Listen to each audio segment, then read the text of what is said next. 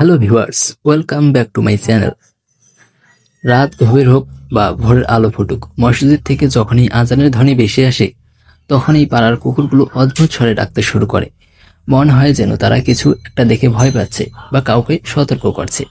কিন্তু কেন?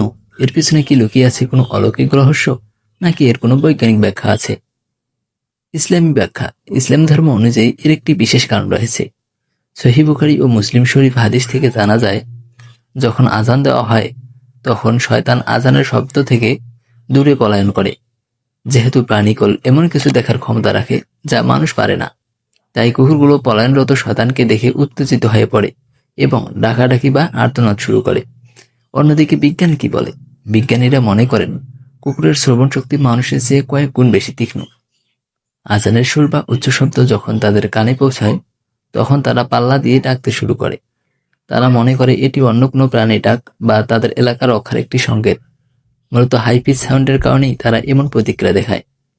সে ধর্মীয় বিশ্বাসই হোক বা বিজ্ঞান, কুকুরের এই আচরণ আমাদের সব সময় অবাক করে। আপনার কি মনে হয়? কমেন্টে আমাদের জানান। আর এমন সব অজানা রহস্যের ইতিহাস জানতে ফ্ল্যাশব্যাক হিস্টোরি বিডি চ্যানেলটি সাবস্ক্রাইব করে পাশেই থাকুন। ধন্যবাদ।